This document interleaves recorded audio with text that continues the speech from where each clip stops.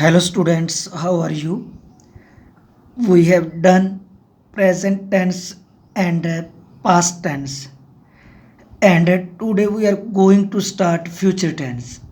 ਅਸੀਂ present tense और past tense ਕਰ ਚੁੱਕੇ ਹਾਂ ਔਰ ਅੱਜ ਦਾ ਜੋ ਟੌਪਿਕ ਹੈ future tense ਦਾ ਹੈ ਔਰ future tense has four sub parts. future tense ਦੇ ਵੀ ਕਿੰਨੇ ਸਬ ਪਾਰਟ ਹਨ? 4 ਹਨ। ਕਿਹੜੇ ਕਿਹੜੇ? future indefinite tense, second future continuous tense, third future perfect tense and fourth future perfect continuous tense। और जो पहला टेंस है सिंपल फ्यूचर टेंस भी कह सकते हो, फ्यूचर इंडेफिनिट भी बोल सकते हो। और इसकी जो आइडेंटिटी है वो गा गे गी। पंजाबी दे विच जो इसकी पहचान है गा गे गी। और जो इसका स्ट्रक्चर है, जो रूल यूज़ करने हैं उस सब्जैक्ट यूज़ करना है, फिर शैल और विल यूज़ करना है। आए वो दे नाल शैल, बाकी सब दे नाल विल यूज़ करना है, plus first verb plus object. वो मेरी सहायता करेगा। ये किहड़ा टेंस है? Future indefinite. कितों पता लगा? गा तो। वो मेरी सहायता करेगा। ही विल हेल्प मी, पहला सब्जैक्ट यूज़ करना है, फिर जो रूल है वो यूज़ करो, ही विल, फिर फर्स्ट वर्ब यूज़ करो, सहायता करना, help me, he will help me. वो लिखेगा, he will write, he will write. Third वेखो, ही की तुसी स्कूल जाओगे, ये इंट्रोगेटिव है तो पहला की यूज़ करोगे? विल शैल पहला यूज़ करोगे। विल यू, फिर फर्स्ट वर्ब यूज़ करो, will you go to school. और जो नेक्स्ट टेंस है future continuous tense. Future continuous की जो आइडेंटिटी है, जो पहचान है, रहा होवेगा, रही होवेगी। इसका जो स्ट्रक्चर है, सब्जैक्ट यूज़ करना है, plus will be shall be, plus fourth verb. Fourth verb मीनस first verb के नाल ING प्लस ऑब्जैक्ट यूज़ करना है। सब्जैक्ट प्लस विल बी और shall be plus fourth verb plus object. वो भाषण दे रहा होवेगा। हुण देखो ध्यान नाल, रहा होवेगा तो ये किहड़ा टेंस है? फ्यूचर कॉन्टीन्यूस टेंस है। तो की यूज़ करोगे? Will be shall be. He will B, भाषण देना, making a speech, he will be making a speech. Second, वो उत्थे रुकिया रहेगा, पहला सब्जैक्ट यूज़ करो ही, फिर जो रूल है he will be staying there. कि वो देश की सेवा कर रहा होवेगा, ये इंट्रोगेटिव है, पहला की यूज़ करोगे? विल, फिर जो सब्जैक्ट है ही, विल ही बी, सेवा करना, serving, will he be serving his country. Next future perfect tense.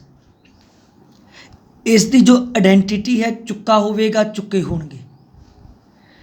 और इसका जो स्ट्रक्चर है, सब्जैक्ट यूज़ करना है, प्लस विल हैव और शैल have, plus third verb plus object. First sentence देखो, उसका भरा अगले साल तक काम खत्म कर चुका होवेगा, काम समाप्त कर चुका होवेगा। चुका होवेगा किहड़ा टेंस है? Future perfect tense. पहला सब्जैक्ट हिज ब्रदर, फिर जो रूल है वो यूज़ करो, ही विल हैव, समाप्त करना, ख़त्म करना, finished, he will have finished the work, कदों तक? अगले साल तक, बाय नेक्स्ट ईयर। वो शाम तक घर वापस आ चुका होवेगा। पहला सब्जैक्ट यूज़ करो ही, फिर ये देखना है ध्यान नाल किहड़ा टेंस है? फ्यूचर परफेक्ट टेंस है। फिर रूल यूज़ करो, he will have come back, he will have come back home, कदों तक? शाम तक, by evening, he will have come back home by evening.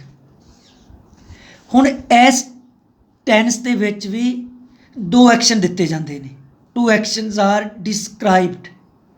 और जो दो एक्शन दिते जान तो फर्स्ट एक्शन लिए की यूज़ करना है? सब्जैक्ट यूज़ करना है, plus will have, shall have plus third verb.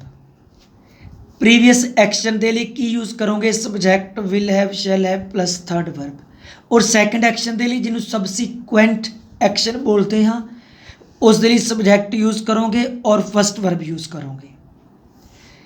ਤੁਹਾਡੇ ਆਉਣ ਤੋਂ ਪਹਿਲਾਂ ਮੈਂ ਆਪਣਾ ਕੰਮ ਸਮਾਪਤ ਕਰ ਚੁੱਕਾ ਹੋਵਾਂਗਾ।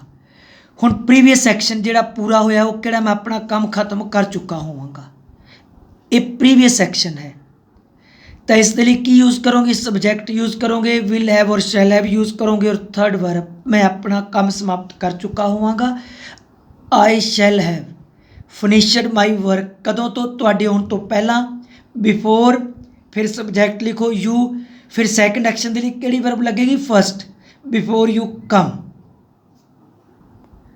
Next future perfect continuous tense, ਇਸ ਦੀ ਜੋ ਆਇਡੈਂਟੀਟੀ ਹੈ ਤੋਂ ਰਿਹਾ ਹੋਵੇਗਾ, ਤੋਂ ਰਹੀ ਹੋਵੇਗੀ। ਸਟਰਕਚਰ ਸਬਜੈਕਟ ਯੂਜ਼ ਕਰਨਾ ਹੈ, will have bean, shell have been plus fourth verb, ਕਹਿਣ ਦਾ ਭਾਵ ਫਸਟ ਵਰਬ ਦੇ ਨਾਲ ING ਪਲੱਸ ऑब्जेक्ट और फिर फॉर और सिंस यूज करना है प्लस टाइम यूज करना है।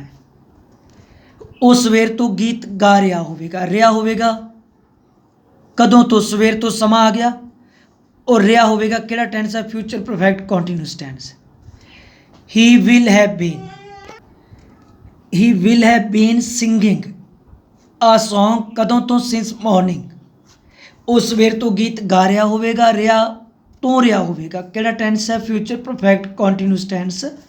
ਪਹਿਲਾਂ ਸਬਜੈਕਟ ਯੂਜ਼ ਕਰੋ ਹੀ, ਫਿਰ ਜੋ ਰੂਲ ਹਨ ਹੀ will have bean, fourth verb use ਕਰੋ, ਗਾ ਰਿਹਾ, ਸਿੰਗਿੰਗ ਆ ਸੌਂਗ, ਕਦੋਂ ਤੋਂ, ਸਵੇਰ ਤੋਂ, since morning.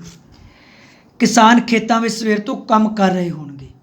The farmers will have been, first verb ਦੇ ਨਾਲ ING, ਕੰਮ ਕਰਨਾ, ਵਰਕਿੰਗ, ਕਿੱਥੇ ਕੰਮ ਕਰ ਰਹੇ ਸੀ, ਇਨ ਦੀ ਫੀਲਡਸ, ਕਦੋਂ ਤੋਂ, ਸਵੇਰ ਤੋਂ, ਸਿੰਸ ਮਾਰਨਿੰਗ।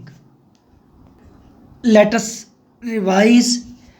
ਫਿਊਚਰ ਟੈਂਸ ਦੇ 4 ਸਬ ਪਾਰਟਸ ਹਨ। ਫਿਊਚਰ ਇਨਡੈਫੀਨਿਟ ਟੈਂਸ, ਜਿਸ ਦੀ ਆਇਡੈਂਟੀਟੀ ਗਾਗੇਗੀ, ਔਰ ਜੋ ਸਟਰਕਚਰ ਹੈ subject plus shall will plus first verb use करना है। और जो फ्यूचर कॉन्टीन्यूस की जो आइडेंटिटी है रहा होवेगा रही होवेगी, और इसका जो स्ट्रक्चर है subject will be shall be use करना है, और फोर्थ वर्ब प्लस ऑब्जेक्ट। और फ्यूचर परफेक्ट की जो आइडेंटिटी है चुका होवेगा चुके होंगे, और इसका जो स्ट्रक्चर है subject will have shall have plus third verb plus object. और ध्यान रखना है इस विच भी ਜਿਹੜੇ 2 एक्शनस आर डिस्क्राइब, 2 एक्शन दिते जाते हैं। फस्ट एक्शन लिए की यूज़ करोगे तुसी सब्जेक्ट यूज़ करना है, will have shall have plus third verb use करनी है। और सैकेंड एक्शन के लिए की यूज़ करोगे सब्जेक्ट प्लस फर्स्ट वर्ब। और जो नेक्स्ट है फ्यूचर परफेक्ट कॉन्टीन्यूस टेंस, इसकी जो आइडेंटिटी है तो रहा होवेगा तो रही होवेगी, और जो स्ट्रक्चर है subject plus will have been shall have been plus fourth verb plus object use करना है, और टाइम के नाल फॉर और सिंस यूज़ करना है, उस तो बाद टाइम यूज़ करना है। थैंक्स।